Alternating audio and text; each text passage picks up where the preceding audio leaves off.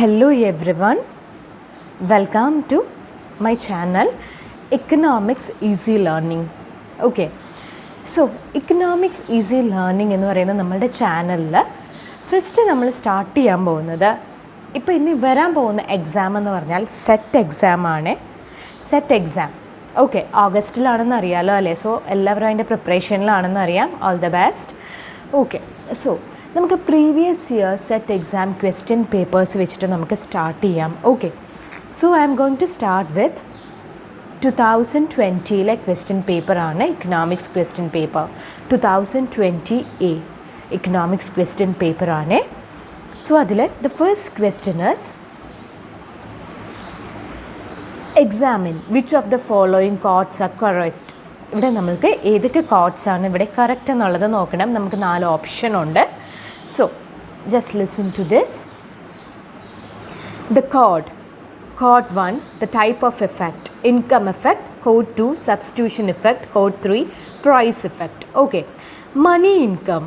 ഇവിടെ code 1 income effect and money income changes, price constant, real income changes എന്നാണ് തന്നിട്ടുള്ളത്. And code 2, substitution effect. Money income changes, price constant and real income constant എന്നാണ് തന്നിട്ടുള്ളത്. And code 3 price effect, constant, money income, price changes, real income changes തന്നിട്ടുണ്ട്. Okay, so ഇതിനകത്ത് ഏതൊക്കെ കോഡ്സാണ് correct എന്നുള്ളതാണ് നമ്മൾക്ക് അറിയേണ്ടത് അല്ലേ? So just we want to know what is income effect, what is price effect അല്ലേ? അപ്പോൾ ഇവിടെ the correct answer എന്ന് പറഞ്ഞു തന്നത് there are 3 codes. Code 1, 2 and 3 are correct ഉണ്ട്. Code B, code 2 and 3 are correct ഉണ്ട്. Then code C, 1 and 3 are correct ഉണ്ട്. D, none of this ആണ്. ഓക്കെ, സോ ഇവിടുത്തെ കറക്റ്റ് ആൻസർ എന്ന് പറയുമ്പോൾ code 3, 1 and 3 are correct എന്നാണ് correct answer. അപ്പോൾ 1 and 3 correct ആവണമെങ്കിൽ നമ്മൾക്കതിൻ്റെ കാരണം അറിയണം. സോ നമുക്ക് എന്താണ് ഇൻകം എഫക്റ്റ് എന്ന് അറിയണം അല്ലേ? And code 1 is correct and code 3 is correct. So we want to know what is income effect and what is price effect അല്ലേ?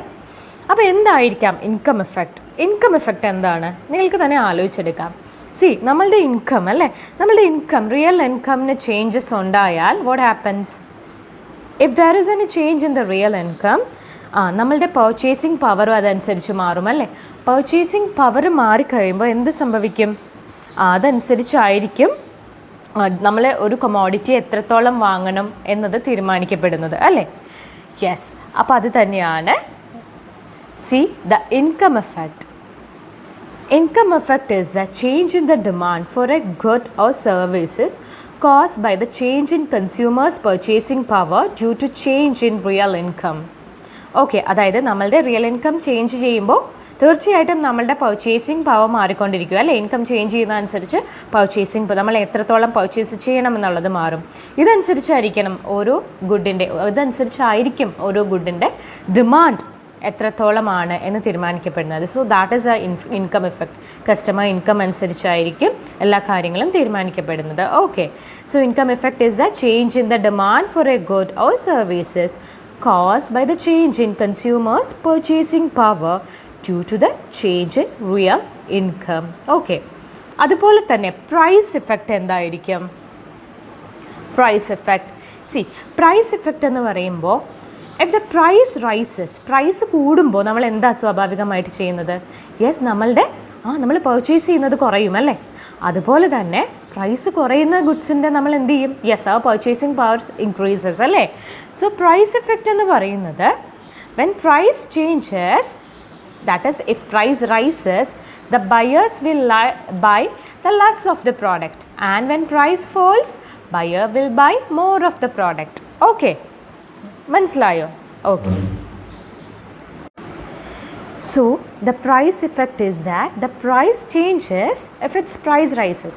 Rise ചെയ്യുവാണെങ്കിൽ buyer will buy less, and if the price falls the buyer will buy more. അതാണ് price effect. Okay, so നമ്മളുടെ first answer is code 1 and 3 are correct. So C ആണ് the correct answer. Okay, the next question, അടുത്ത ക്വസ്റ്റ്യനിലേക്ക് നമുക്ക് പോവാം. The revenue raised through the printing money is called revenue rise through the printing money is called, നമുക്ക് options ഉണ്ട്. Inflation tax, then seigniorage, then deflationary tax, then none of this. So revenue rise through the printing money is called seigniorage ആണ്. Okay, അപ്പോൾ എന്തുകൊണ്ടാണ് revenue rise through the printing money is called seigniorage എന്ന് പറയുന്നത്? C, ഗവൺമെൻറ്റിന് the printing മണിയിലൂടെ ഒരുപാട് resources ഗവൺമെൻറ്റിന് കിട്ടും അല്ലേ? അതെന്ത് സംഭവിക്കും അപ്പോൾ? യെസ്, അങ്ങനെ വരുമ്പോൾ there will be inflation അല്ലേ? there causes inflation means price rise. Okay, inflation ഉണ്ടാവും. ഇൻഫ്ലേഷൻ ഉണ്ടാവുമ്പോൾ എന്ത് സംഭവിക്കും? It reduces the real value of holdings of money by the public. Inflation ഉണ്ടാവുമ്പോൾ, പ്രൈസ് കൂടുമ്പോൾ നമ്മളുടെ കയ്യിലിരിക്കുന്ന ആ ഒരു മണിയുടെ വാല്യൂ കുറയും അല്ലേ? റിയൽ മണി വാല്യൂ കുറയും. ഓക്കെ, അതാണ്. Okay, that is C the revenue rise through the printing money is called seigniorage. Okay.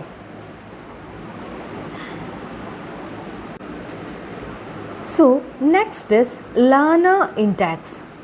Lana index is the A, measure of firms monopoly power, B, measure of industries monopoly power, C, both A and B, D, none of the above. അപ്പോൾ Lana index എന്ന് പറഞ്ഞാൽ measure of firms monopoly power ആണ്. Okay, so Lerner index എന്ന് പറഞ്ഞാൽ അത് ആരെ introduce ചെയ്തിട്ടുണ്ടാവുക? Yes, അബ്ബ P ലാന ആണ് ഈ ഒരു കോൺസെപ്റ്റ് ഇൻട്രൊഡ്യൂസ് ചെയ്തത്. ലാന ഇൻഡെക്സ് എന്ന് പറഞ്ഞത് in 1934. Okay, Abba P Lerner in 1934. Okay, so Lerner index measures the monopoly power of a firm or market power of a firm. ഒരു ഫേമിൻ്റെ മൊനോപ്പൊളി പവറാണ് മെഷർ ചെയ്യുന്നത്. ഓക്കെ, ഒരു മാർക്കറ്റ് പവർ. അപ്പോൾ ഇതിൻ്റെ ഒരു ഫോർമുല എന്ന് പറയുന്നത് L = P - MC by P ആണ്. Okay, L Lana index = P - MC by P. So P എന്ന് പറഞ്ഞാൽ പ്രൈസ് ഓഫ് ഗുഡ്, MC എന്ന് പറഞ്ഞാൽ മാർജിനൽ കോസ്റ്റ്. കേട്ടോ, ഇതാണ് അതിൻ്റെ formula. Okay, so Lerner index is the right answer is measure of firms monopoly power. A is the right answer. Okay. Next question is, according to supply side economics, a tax cut. Supply side economics il a tax cut ചെയ്യുമ്പോൾ എന്താ സംഭവിക്കുന്നത്? Yes, first one will increase the aggregate supply. B will increase the aggregate demand. C, shift in both aggregate supply and aggregate demands toward the right. Then D, leaves both aggregate supply and aggregate demand unaltered. So supply side economics tax cut ഉണ്ടാവുമ്പോൾ, see, supply side economics tax cut ഉണ്ടാവുമ്പോൾ it shift both aggregate demand and aggregate supply to right. aggregate supply and aggregate demand right lake shift ചെയ്യും. See, നിങ്ങൾക്ക് അറിയാലോ. Yes, so horizontal axis, vertical axis, this is a demand curve, this is a supply curve. So tax cut ഉണ്ടാവുമ്പോൾ, supply side economicsൽ tax cut ഉണ്ടാവുമ്പോൾ, yes, aggregate demand will shift to right, aggregate supply will shift to right. Okay, yes, so C is the answer. Shift both aggregate supply and aggregate demand towards right. Okay, so next is leverage ratio. Leverage ratio refers to the ratio of A, capital to asset, B, asset to capital, C, debt to equity, D, none of this. അപ്പോൾ leverage ratio എന്ന് പറഞ്ഞാൽ എന്താ? C, leverage ratio എന്താണെന്ന് നമുക്കറിയണം അല്ലേ? Leverage ratio എന്ന് പറഞ്ഞാൽ അത് one of the financial ഒരു കമ്പനിയുടെ ഫിനാൻഷ്യൽ മെഷർമെൻറ്റ്സ് നോക്കുന്നതാണ്. സോ ഹൗ മച്ച് എന്ത് നോക്കുന്നതാണ്? How much capital that comes in the form of ഡെപ്റ്റ്. എത്രത്തോളം ക്യാപിറ്റലാണ് ഒരു കമ്പനിയിലേക്ക് വരുന്നത്, ഒരു ഡെപ്റ്റിൻ്റെ രൂപത്തിൽ വരുന്നത്. Okay, or the ability of a company, അത് ആ കമ്പനിക്ക് അവരുടെ ഫിനാൻഷ്യൽ ഒബ്ലിഗേഷൻസ് മീറ്റ് ചെയ്യാൻ പറ്റുന്നുണ്ടോ? ഓക്കെ, അപ്പോൾ അതാണ് ലിവറേജ് റേഷ്യോ നോക്കുന്നത്. So leverage ratio is the one of the several financial measurement that look how much capital comes in the form of ഡെപ്റ്റ്. ഒരു ഫിനാൻഷ്യൽ മെഷർമെൻറ്റ് നോക്കുന്ന ഒരു രീതിയാണ് എത്രത്തോളം capital that comes in the form of debt in the രൂപത്തിൽ, or access the ability of company to meet the requirements. Okay, അല്ലെങ്കിൽ financial obligations meet ചെയ്യാനായിട്ട് അത് പറ്റുന്നുണ്ടോ എന്നൊക്കെ ചെക്ക് ചെയ്യുന്നതാണ്. Okay, C is the right answer. Debt to equity ആണ് the right answer. Okay, so leverage ratio refers to the ratio of C, debt to equity. Okay. Okay.